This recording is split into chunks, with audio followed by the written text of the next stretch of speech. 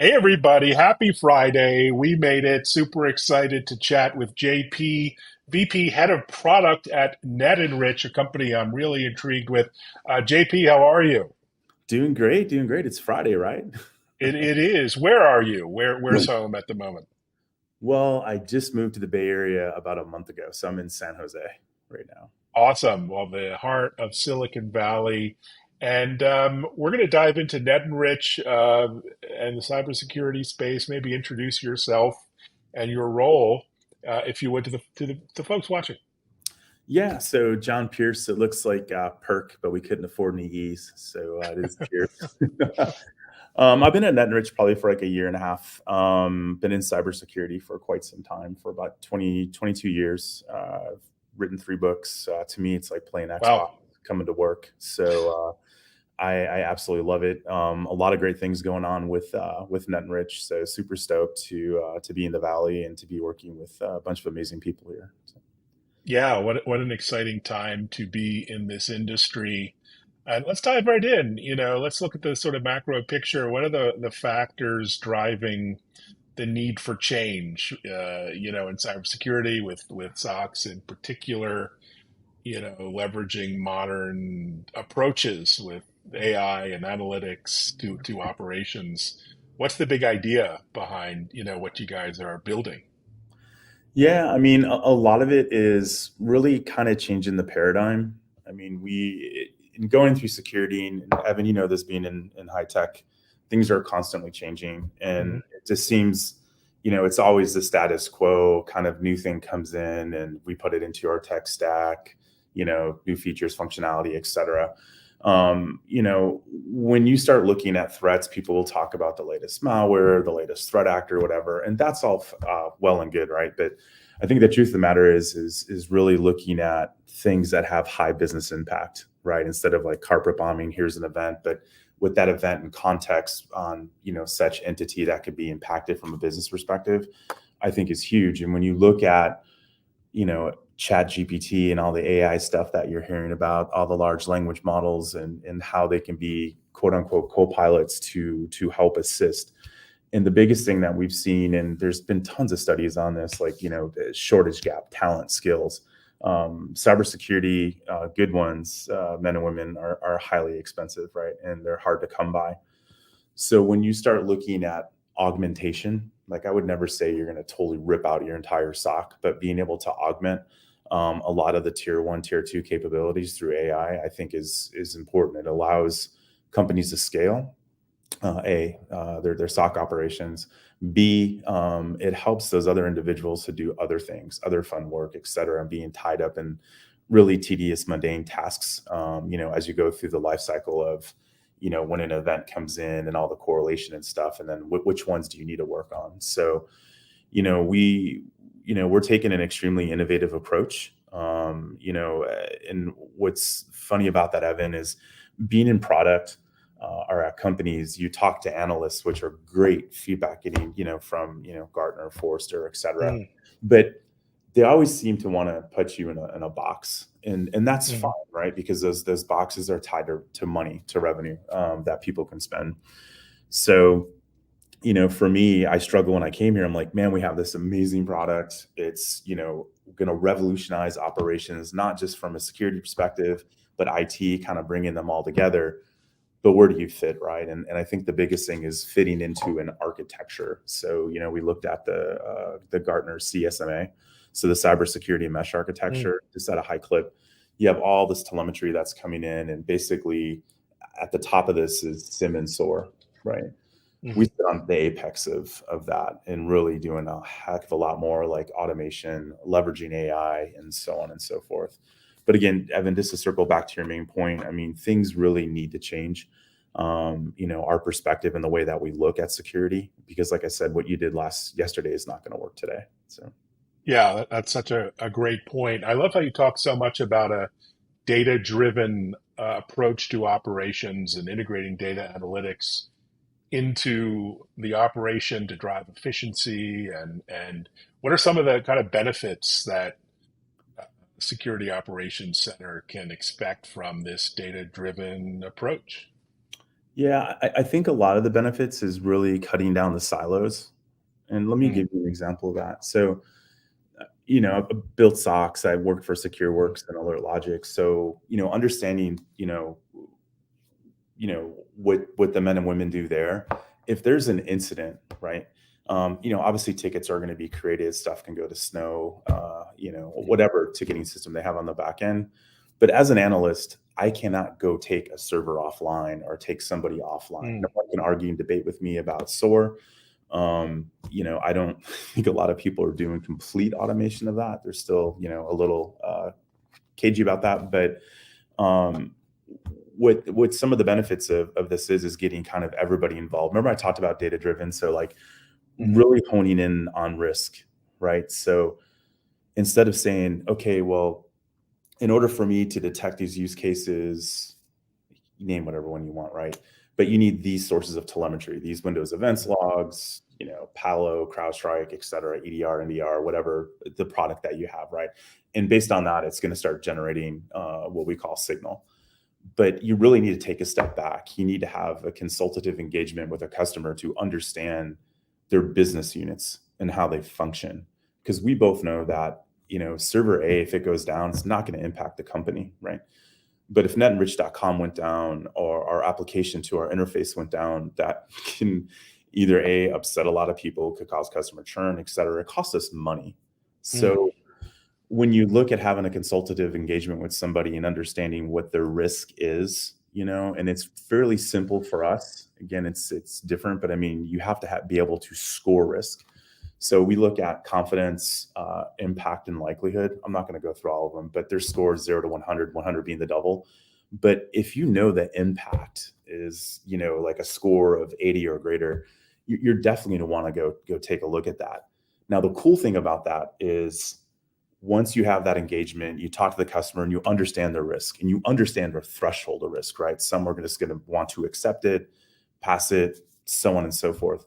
What we do is we call it intelligent routing, think of it as notifications, but Mm. having the men and women in the loop on that specific application, whether it's part of the CI/CD pipeline, et cetera, it will route that information to DevOps or someone who can actually really look at it. And is this I don't know, a scaling issue, DDoS, malware, or whatever, right? If it's ransomware, I mean, obviously everybody's going to know that Mm. pretty quick, like MGM did. But nonetheless, being able to route the information at the right time to the right individuals. So again, that's kind of like breaking down the different silos that we currently see today.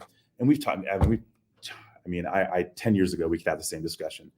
The right hand's not talking to the left hand, right? It's always Right. bifurcated. So when we look at our platform, we want to bring everybody in because security is everybody's problem. We always talk about it, but to see it in the platform, I think is unreal. Just how efficient it is, and again, your time to respond. I mean, that's what you have to do extremely quickly, and that's something that we have been working on and can provide to our customers. So I hope that answers. That's amazing. Mhm. Yeah, no, it's all about speeding up the clock and Mhm. cutting down on those response times. That's extraordinary. Yeah. One thing we weren't really talking about 10 years ago was augmented AI, Gen AI, machine learning. Mhm. What do you think about sort of using AI to sort of auto-magically augment security operations? And is it too early to talk about real world examples of this? So what are you seeing? Oh, we totally can. I mean, our team, our CTO Praveen, our strategist Chris Morales, those guys are super brilliant. So we're actually using it today. Mm, So there's different ways that you can use it. I mean, one, we have like behavioral analytics, but you can actually have a conversation with that specific model. So mm, um, rare country access, right? Like if Evan's logging in from San Jose right now, and then 3 hours from now you're logging in from Hong Kong. I know that's just it's a high false positive use case, but just bear with me. Um, Instead of like looking at lists and maybe even graph, you can actually go in and ask a question. So what users, what times, what countries, etc., and it'll spit all that information out. Now that's really good when you start tying all that together. But I talked about like the talents shortage as an example. Our backend data lake, we use Google Chronicle, and Chronicle. You do. I mean, you'll never get rid of rules, right? So you do have to write rules and parsers, but the rules are written in Yara L. Mm, Um, I mean, if you're a coder, it's not that difficult to do it. But the truth of the matter is, somebody who's not an expert, you can type in, write me a Yara rule to detect X, and right. they'll have the ability to spit it out. Now, obviously, someone's going to have to go take a look at that, but how we see it and how we see the future of it is that it's going to drive efficiency. um, it's going to automate trivial tasks that need to be automated, so those men and women can focus on other high ticket priority items.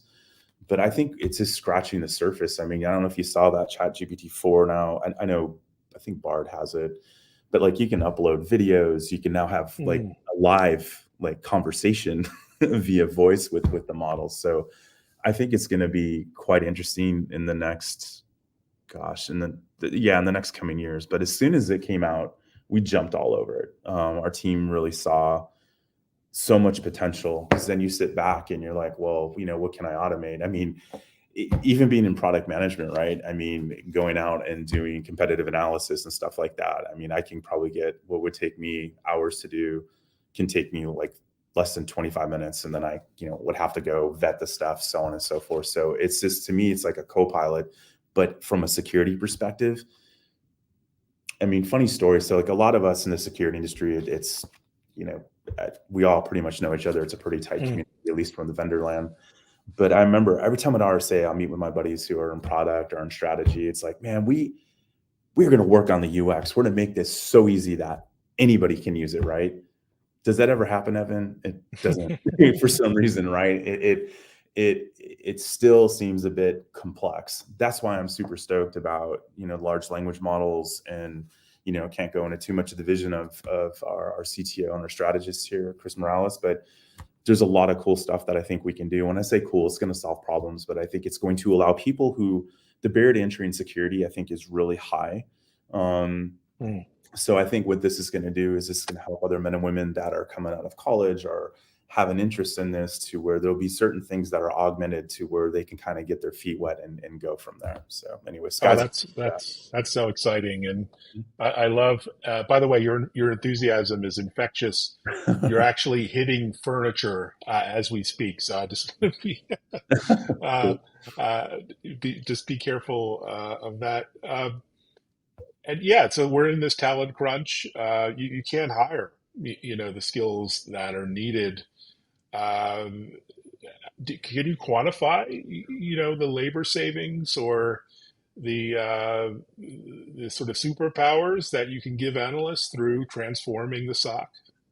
Yeah. So, I mean, my customer one is net and rich, right? So Yeah. working with our CISO and the SOC team here, Mm, um, we've almost completely reduced our entire SOC, wow. using the technology. So, our platform, I mean, I would say, yeah, the cost savings can be in the hundreds of thousands of dollars, when you Wow. look at it. When you look at it from like an ROI perspective, um, having the ability, like I said, to augment tier one, tier two type capabilities, making sure that you have the information routed at the right at the right time to the right people. But yeah, I mean, quantifiably, I think you could probably reduce your SOC by 80%, easily. Wow. I mean, we did it. I mean, the biggest thing is you have to drink your own champagne, right? And you get lessons learned from that. But it allowed us to take those individuals and put them in other roles, similar, adjacent, but with more responsibility, more things to do. It wasn't like, okay, we put this in, we automated all your stuff and you're gone. No, no, no, it doesn't work like that. But the thing is, for those that want to have like low SOC type capabilities, to where financially money might be tight, et cetera, our solution comes in and provides that. I mean, that's just one aspect. When you start looking at ROI, is people, right? And the whole thing about putting AI and stuff in there, I mean, it works 24/7. It doesn't Mm, get sick. we always call, we had someone, so it's Resolution Intelligence Cloud, Rick. So we're Hmm. talking to somebody, a customer, like, man, Rick is the hardest working person in the SOC. I'm sitting there and I'm like, Rick, who's Rick? But yeah. So anyway, I would say anywhere 80%. I mean, it's a matter of you hear that and it's like, okay, you're talking to me, but let me see it. And like I said, we're customer one, and we love it, and it really allows us to free up, and kind of do other things, from our stock perspective. I love that. And yeah, level one and level two tasks, automating those and Hmm. giving analysts more interesting things to focus on. And so you use AI and ML to sort of sift through the noise and prioritize those really critical incidents. I mean, how does that work? And how do you know what's critical and what's not? Yeah, no, it's a good question. So if you look at it from a funnel perspective, so here and then, Rich, we use some different nomenclature, but to me, it makes a lot of sense, right? Remember I talked about before, like change is inevitable. It's always going to happen. You have to keep recreating yourself, understanding there's other ways to look at a problem. So for example, when we look at telemetry that's coming in, we always know of these as events, right? So they come in, they get parsed, little magic done on the back end, which we have in our data lake that we use from Google. But it comes in us, and it's further parsed and further scrutinized. ML, behavioral analytics, all that stuff.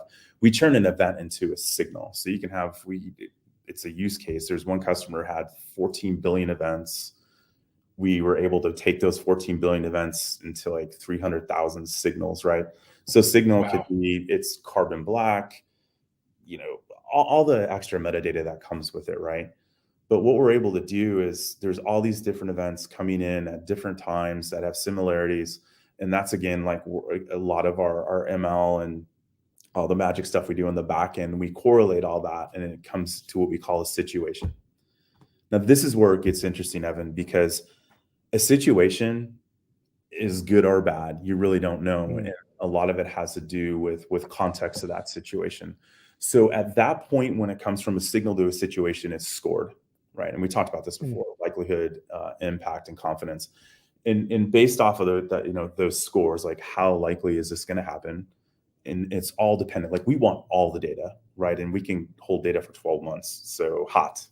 So, what's the likelihood of this happening? We have the information. So if it's not scored that high, then based on what we have, it's not likely to happen. Impact is absolutely huge. We talked about the, business risk and impact. That's something that's configured as well. So depending upon what that is, and then confidence, how confident are we in this situation? And then based on that situation, it gets like an overall score. So what's really good about our platform is you can really dial it in for anything, specifically for your organization. So a situation will move to an act on. In industry terms, think of it as a highly contextualized incident on steroids, basically. You have what's called an act on policy. So this allows you to set, if impact is greater than 80, make it an act on. And then that's going to set off, the routing, getting this bubbled up so someone can take a look at it. And then, as I talked about before, like 14 billion events from an event perspective, signals like 300,000, situations was like 10,000. And then out of the act-ons in this specific use case was like 23. So manageable, right? That they're able to focus on that. But looking at the funnel is just amazing on how we can see that, go down and having customers focus on that. And, as you know, security is always a journey. There's always going to be mm. going back, tuning, tweaking, so on and so forth. But I hope that answered your question. Yeah, yeah, you really can't ever stop. And speaking of which, you're really trying to future-proof the SOC, right? So Mhm. what does the future look like? I mean, you gave us a preview today with your current product, but what do you think? What's next? Um, Honestly, when I start looking at it, I mean, a lot of it, I think to me is, the future proofing is, I think you're going to see a lot of technologies become commoditized as features. and we've seen this. I saw this. I was on the wrong side of it when I worked at Tipping Point Intrusion Prevention System Company (IPS) Mm, in Palo Alto, and Checkpoint come out with NG Firewall to completely marginalize and commoditize an entire technology category.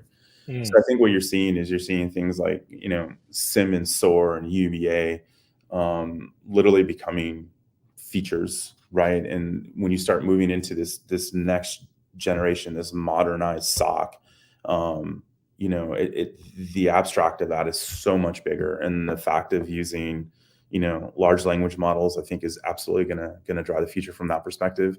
Everybody's going to talk about ML or AI. I mean, if you're not using ML right now, I mean, mm, pretty much everybody is. So I think the biggest thing is customers are going to keep scaling. You have some customers that are totally digital native as well. So from an adoption perspective, I mean, that's all they're used to is cloud native type technologies, et cetera. So yeah, like I said, I think we're just scratching the surface of what we're seeing right now. I think it's definitely going to be game changing, not just from an efficiency perspective, but the bottom line is money, revenue, costs. Being able to drive down those costs with higher efficiency and better outcomes, I think, is a win-win all the way around. yeah, that's the name of the game. Well, let's shift gears a bit and talk about your career. I was checking out your LinkedIn bio, and you started as a youngster, I guess, with the CIA, which is must have been extraordinarily interesting and exciting. What can you tell us, or can't you tell us? Oh, yeah, I can't. No, no, no. It was awesome. Mm, I really enjoyed that. I learned so much when I was there, and what was interesting was I remember getting a call on my birthday, and it said it was them, and they wanted to meet downtown or something. And I'm like, well, no, I'll meet you on campus. And I got to meet them on campus, and we talked about a few things, and they kind of asked me what I wanted to do, and I'm like, it'd be so cool to like test anything security that comes on, the mm, network, et cetera. So yeah, I can't go into a whole lot of details, but I was exposed to a lot of technologies. I was exposed to ArcSight before mm, it even was, I think, commercially available. It came through Incutel, which was an incubator for the agency. Lots of cool mm, technologies come out of there. But I think what was really good about the agency is I surrounded myself around a lot of men and women and a lot of mentors. I was exposed to so much technology, routing, switching, like everything, like being able to understand, set up, basically entire infrastructures, hacking them, the whole 9 yards. mm, And what was interesting is I was doing a presentation in DC, and these two gentlemen from Cisco come up to me. They're like, "Wow, you really know a lot about security and technology." And mm, I'm like, "Well, no, I know what I know. I know what I don't know." They're like, "Well, hey, we mm, bought this company called NetRanger from these Air Force guys out of San Antonio." And I'm like, "Cool." He's like, "Well, hey, do you want to be a product manager? Like, can you come back to Texas?" And I'm like, What's a product manager?" Like, I'm coding, doing engineering, reverse engineering, and it was super cool. So, I'll stop at that part of the journey, but I went there, and this is when they were going through the transformation of coming out with the ASA. So I was on mm, the team that took the IPS technology, big team, and put it on with their AIP SSM. So it's a little blade that went into the ASA. So from there on, it was super cool because not only could I still do technology type stuff, but I could do business. I can talk to people. It led me to write 3 books. The last one, people thought I was nuts. It was the threat forecasting and predictive analytics, which really got me to NetEnrich, because like what I wrote, several years ago, they're doing it on steroids. But yeah, like I said, mm. it's been a great career so far. But like I said, constantly learning, reinventing myself, and surrounding myself around people smarter than me. That's great advice for anyone. I'll take that. A fourth book. What? Any ideas for a fourth book? Anything you're working on? Maybe something AI related. I'm guessing would be a nice topic. Yeah, there's a group of us that are looking at that. Really don't. I mean, we have a couple theses out there, but it's funny you asked, Evan. Like when I wrote the first book, me and my buddy Will Garagio, I'm like, dude, we're not going to do this again. And then he calls me up. He calls me up. I was in Budapest at a security conference. He's like, dude, I got this great idea. And he goes, we'll call it Black Hatonomics or whatever. And I'm like, Will, we're not going to do this. I go to dinner and, we're sitting around talking to all these security people, right? And there's this kid, really quiet. And I'm like, what do you do? And he's like, man, I'm a malware engineer. And I'm like, oh, cool. Do you work like for McAfee or whatever? He goes, no. And so I took him out, but it turned out like they ran what they built for malware, like a product management organization. I was blown away. So what do? I call Will up. I'm like, dude, we have to do this. So we did that. And then I swore off books again. And then I came up with this idea of like using threat forecasting and kind of applying that to big data and all this other stuff. Did it again, said no. And then here I am talking with my buddies again, doing a fourth one. But Well, it's definitely been an incredible journey. So, well, it sounds like once bitten, you're never going to give it up. yeah. Any travel coming up? Any events worth noting? I mean, RSA is not too far away, but you got a lot going on these Yeah. days, meetups and get-togethers and events. What's on your radar? We do, yeah. I mean, if you look at our website, but there's a CISO event here in the Bay Area, in Santana Row, I think on the 12th of October. And then I'll be in New York City for another CISO event in Manhattan. I think that's on the 17th. So there's a bunch. And then obviously I've been submitting abstracts and stuff for conferences for next year. I presented at OSCERT. I love that Hmm. conference. I mean, obviously it's in Australia, right? But yeah, I mean, those are the most the immediate things that are coming up right now. And there's a bunch of things that are just scattered that are not, they're not product pitches. It's just like having a conversation about, trends and, kind of what, lessons learned from different CISOs and so on and so forth. So, Wow. Well, just a half an hour, so many lessons learned. We touched on so much. Thanks yeah. for your time. Thanks for all the insight. Your enthusiasm is really infectious. And thanks everyone for watching. Reach out to John or Net and Rich with any questions, feedback, comments on LinkedIn, Twitter, YouTube, all the places. And until then, thanks very much, JP. Thanks All for right. joining. All right. Bye-bye.